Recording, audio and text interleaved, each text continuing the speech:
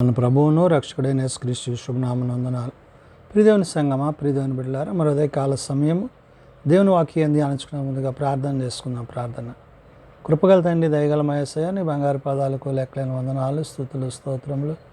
గతించిన రాత్రి అంతా నీ రేఖల చాటును కాచి కాపాడి సంరక్షించిన దేవ, మరి అదే కాల సమయం సజీవ లెక్కను చేరి ప్రార్థించుండగా వాక్యమైన కూడా వాక్యం ద్వారా నాతో మాతో మాట్లాడి మీరే మహిమ ఘనత ప్రభావాలు పొందమని యేసునామమున అడుగుచున్నాం తండ్రి, ఆమేన్.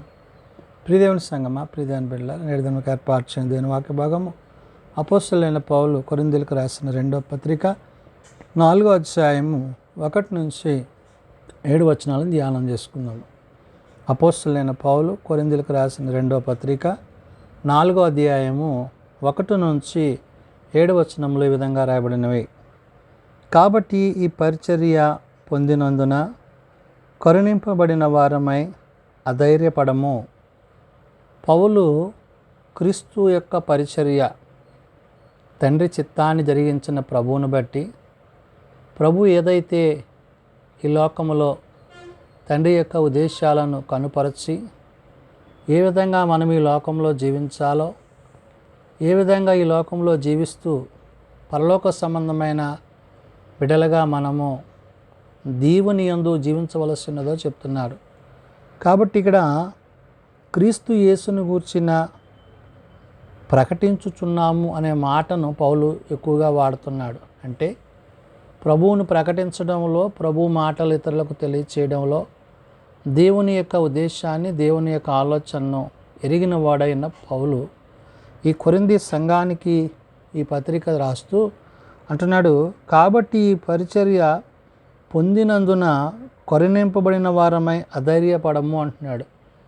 ఇది క్రీస్తును గూర్చిన మాటలు, క్రీస్తును గూర్చిన ఉపదేశములు, తండ్రి తన కుమారుడైన క్రీస్తు ప్రభు వారికి తెలియజేసిన ప్రతీదీ కూడా వారు పొందుకున్నది దేవుడు వారికి అనుగ్రహించిన ఆ యొక్క పరలోక సంబంధమైన మాటల చేత, ఉద్దేశాల చేత వారు ముందుకు కొనసాగింపబడుతున్నారు.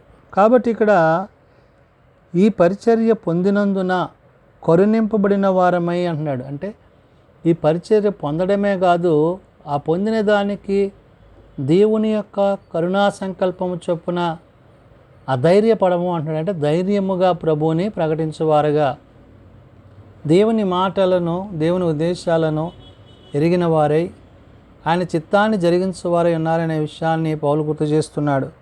అయితే కుయుక్తిగా నడుచుకొనకయు, దేవుని వాక్యమును వంచనగా బోధింపకయు, సత్యమును ప్రత్యక్షపరచుట వలన ప్రతి మనుష్యుని మనస్సాక్షి ఎదుటను మమ్మును మేమే దేవుని సముఖమందు మెప్పించుకొనుచు అవమానకరమైన రహస్య కార్యములను విసర్జించి ఉన్నాము అంటున్నాడు. అంటే ఈ భక్తి జీవితములో ప్రభువుతో వారు ప్రయాణం చేస్తున్నప్పుడు వారు ఎలాంటి స్థితిని కలిగి ఉన్నారో, ఎలాంటి ఉద్దేశాలు కలిగి ఉన్నారో, ఎలాంటి ఉద్దేశాలతో దేవుని యొక్క చిత్తాన్ని జరిగించేవారై ఉన్నారో, కాబట్టి అంటున్నాడు కుయుక్తిగా నడుచుకొనక, అంటే దేవుని మాట కాక, లోకానుసారంగా మాట్లాడక, ప్రవర్తించక, లోక సంబంధమైన వాటి యందు మనస్కు ఏమాత్రమును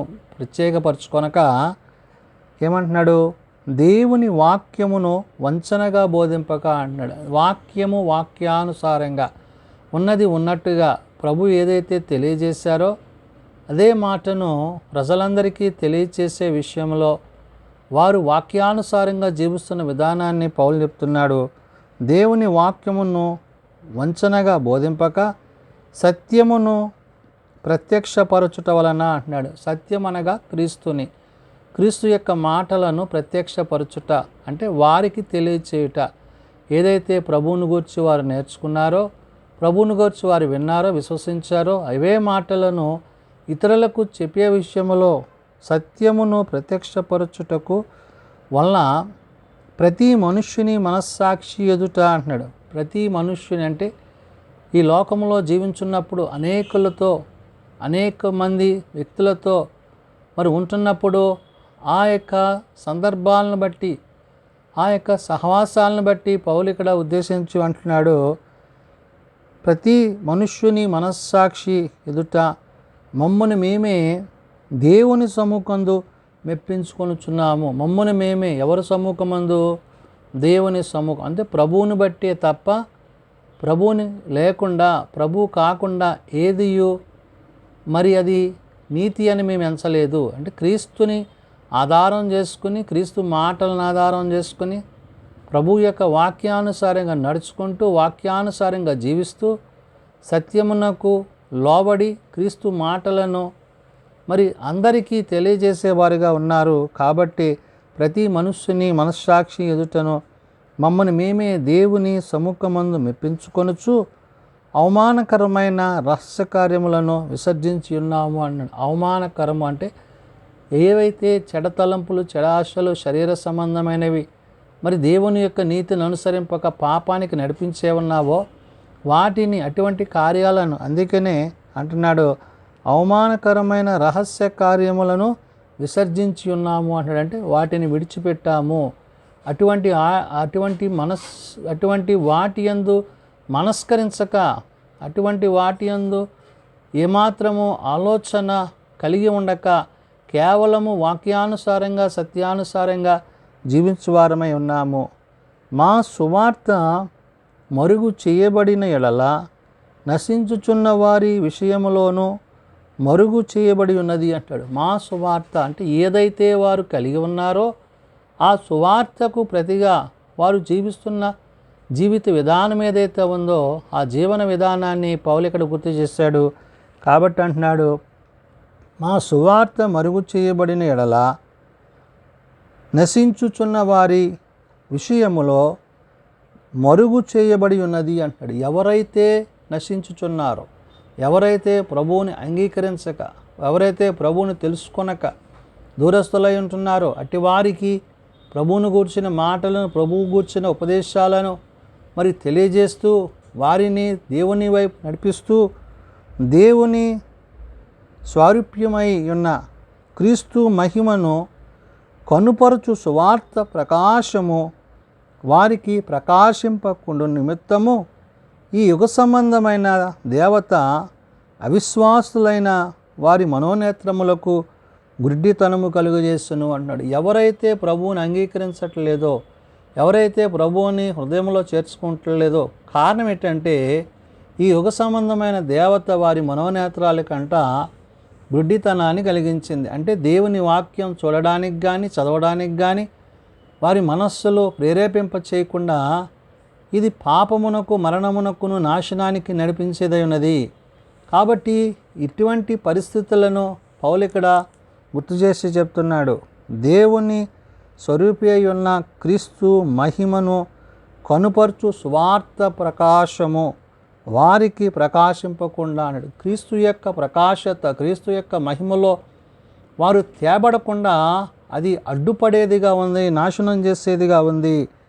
కాబట్టి ఈ యుగ సంబంధమైన దేవత అవిశ్వాసులైన వారి మనోనేత్రములకు గుడ్డితనము కలుగజేస్తాను అంటున్నాడు. అంటే ఇది దేవుని యొక్క వాక్యమునందు కానీ, విశ్వాసమునందు కానీ, ప్రార్థన యందు కానీ వారిని ఏమాత్రమును ముందుకు నడిపించకుండా ఆటంకపరిచేదిగా, అపవాదిగా ఉన్నదనే విషయాన్ని పౌలు గుర్తు చేస్తూ, అంధకారములో నుండి వెలుగు ప్రకాశించును గాక అని పలికిన దేవుడు తన మహిమను గూర్చి జ్ఞానము అంటే యేసుక్రీస్తునందు వెల్లడిపరచుటకు మా హృదయములలో ప్రకాశించెను గనుక మేము మమ్మును గూర్చి ప్రకటించుకొనటలేదు కానీ క్రీస్తు యేసును గూర్చిన ఆయన ప్రభువనియు మమ్మును గూర్చి యేసు నిమిత్తమున అంటే మీ పరిచారకులమనియు ప్రకటించుచున్నాము అంటున్నాడు. క్రీస్తుని బట్టి, క్రీస్తు మాటలను బట్టి, ఆయన ఉపదేశములను బట్టి ఏదైతే దేవుడు మాకు తెలియజేసి మాకు వెల్లడిపరచాడో అవే తప్ప వేరే విషయాలేమీ కాదు. అంటే ప్రభువుని బట్టి, ప్రభు మాటను బట్టి, ఆయన బోధలను బట్టి, ఆయన ఉపదేశములను బట్టి లేఖనానుసారంగా నడుచుకుంటూ దేవుని చిత్తాన్ని జరిగించే వారమై ఉన్నాము. ఆ చిత్తములో కొనసాగు వారమై ఉన్నాము. కాబట్టి పౌలు అంటున్నాడు, అంధకారములో నుండి వెలుగు ప్రకాశించునుగాక అని పలికిన దేవుడు తన మహిమను గూర్చి అంటాడు. అంటే ఏదైతే దేవుడు తాను ఆది అందు తాను కలుగజేసిన సృష్టిలో ఆ చీకటి నుండి వెలుగును కలుగజేసి చీకటిని వెలుగును వేర్పరిచినప్పుడు ఒక దినమాయను కాబట్టి ఆ దినాలను బట్టి దేవుడు తన కార్యాన్ని బట్టి అనే విషయాన్ని పౌలు ఇక్కడ గుర్తు చేస్తూ ఆయన అంటున్నాడు, యేసుక్రీస్తునందు వెల్లడిపరచుటకు మా హృదయములలో ప్రకాశించును అంటున్నాడు. అంటే ఆయనను గూర్చి చెప్పడానికి మా హృదయాలు ప్రత్యేకింపబడి ప్రభువుని గూర్చి తెలియజేస్తూ ప్రభువుని గూర్చి అనేకులను రక్షణలోనికి నడిపిస్తూ మేము ఏమైనాడు గనుక మేము మమ్మను గూర్చి ప్రకటించుకొనటలేదు కానీ అంటే మా గురించి కాదు మేము చెప్పేది, ఎవరైతే మమ్మలను రక్షణలోనికి నడిపించారో ఎవరైతే మమ్మల్ని విశ్వాసంలో స్థిరపరిచారో ఆ ప్రభువుని గూర్చి చెప్తూ అంటున్నాడు, క్రీస్తు యేసును గూర్చి ఆయన ప్రభువనియు మమ్మును గూర్చి యేసు నిమిత్తము మేము మీ పరిచారకులమనియు ప్రకటించుతున్నాము అన్నాడు. క్రీస్తు యేసుని బట్టి ఆయన పరిచారకులుగా ఆయన పనివారిగా ఆయన పని చేయుచు ఆయనను గూర్చి ప్రకటించువారమై ఉన్నాము. కాబట్టి ఆయనను ఆ బలాధిక్యము మా మూలమైనది కాక దేవునిదై ఉండునట్లు మంటిఘటములలో ఈ ఐశ్వర్యము మాకు కలదు అంటున్నాడు. అంటే దేవుడు మానవులను నిర్మించినప్పుడు ఆయన తన స్వరక్తమిచ్చి ఆయన ఏదైతే తన రక్తము ద్వారా మరి పాపములో నుండి వారిని నీతిమంతులుగా తీర్చి ఉన్నాడో ఆ రక్తాన్ని బట్టి పరిశుద్ధపరచబడిన ఈ యొక్క శరీర దేహములను బట్టి అంటే ఆత్మానుసారంగా ప్రభువులో జీవించుటకు సిద్ధపడిన వారమై మట్టితో నిర్మింపబడిన మనము ఈ యొక్క దేహములు విడిచిపెట్టబడి ఆత్మయందు ఆయన మహిమలో జీవించువారమై ఉన్నాము. కాబట్టి ఇక్కడ క్రీస్తు యేసును గూర్చిన ప్రకటించుచున్నామని పౌలు చెప్తూ, అయినను ఆ బలాత్కారము మా మూలమైనది కాక దేవునిదై ఉండునట్లు మట్టి ఘటములలో ఈ ఐశ్వర్యమును మాకు కలదు అంటున్నాడు. కాబట్టి ఈ రక్షణను దేవుడిచ్చిన యొక్క నిత్య జీవాన్ని దేవుడిచ్చిన యొక్క నిత్యత్వాన్ని పొందుకుంటూ ప్రభువులో పరిశుద్ధాత్మలో జీవిస్తున్నాము. కాబట్టి మీరు క్రీస్తుని కలిగిన వారే ప్రభువుని కలిగిన వారే మీ మనోనేత్రాలు తెరువబడి దేవుని వాక్యమునందును సత్యమునందును జీవించువారై ఉండాలని ఉదయకాల సమయమున భక్తులైన పౌలు పత్రిక ద్వారా తెలియజేస్తున్న మాటలు. ప్రార్థన చేసుకుందాం. శాశ్వతమైన ప్రేమతో విడువక ఎడబాయక కృప చూపుచున్న తండ్రి, అవును నాయన, నిన్ను బట్టి నీ మాటను బట్టి జీవించుటకును ప్రవర్తించుటకును నీ వాక్యానుసారంగా కొనసాగుటకు మాకు నీ కృప దయచేయండి అయ్యా. బలహీనలము బలపరచు, రోగులము స్వస్థపరచు, హాస్పిటల్స్ వద్ద ఇండ్ల వద్ద ఉన్నవారిని ప్రత్యేకపరిచి లేవనెత్తు. నీ సన్నిధి, నీ సహాయము, నీ తోడ్పాటు, నీ తోడు దీవెన దయచేయండి. జన్మదినాలు, వివాహ దినాలు, ఐకుడికల కుటుంబాలు ప్రత్యేకపరచండి. తమ ప్రియులను పోగొట్టుకున్న కుటుంబాలను ఆదరించండి అయ్యా. ఎవరైతే ఇంకా నేను ఎరుగక తెలియక తమ హృదయాలు కఠినపరుచుకుంటున్నారో అటు వారికి మారు మనసు పాప క్షమాపణ దయచేయండి. ఈ దిన పరిచర్యలో సేవలో నీ సన్నిధి, నీ తోడ్పాటు ప్రతి వారికి దయచేయమని, మీరు ఆకడకు తగిన సిద్ధపాటు మా అందరికీ అనుగ్రహించబడి మహిమ ఘనత ప్రభావాలు మీరే పొందుకొనమని యేసునామమున అడుగుచున్నాము తండ్రి, ఆమేన్. పరలోకమందున్న మా తండ్రి, నీ నామం పరిశుద్ధపరచబడుగాక, నీ రాజ్యం వచ్చుగాక, నీ చిత్తం పరలోకమందు నెరవేర్చినట్లు భూమి మీద నెరవేరుగాక. మా అనుదిన ఆహారం మాకు దయచేయము. మరి అలా ప్రార్థన చేసిన వారిని మేము క్షమించి ఉన్న ప్రకారం మా అపరాధములను క్షమించుము. శోధనలో తేకాదులను తప్పించుము. రాజ్యము, శక్తియు, మహిమయు నిరంతరము నీవే అన్నావు తండ్రి, ఆమేన్. మన పరమ తండ్రి అయిన దేవుని ప్రేమ, ప్రభువైన యేసుక్రీస్తు కృప, పరిశుద్ధాత్మ నిత్య సహాయము నిరంతరము సదా తోడండి సంరక్షించునుగాక, ఆమేన్.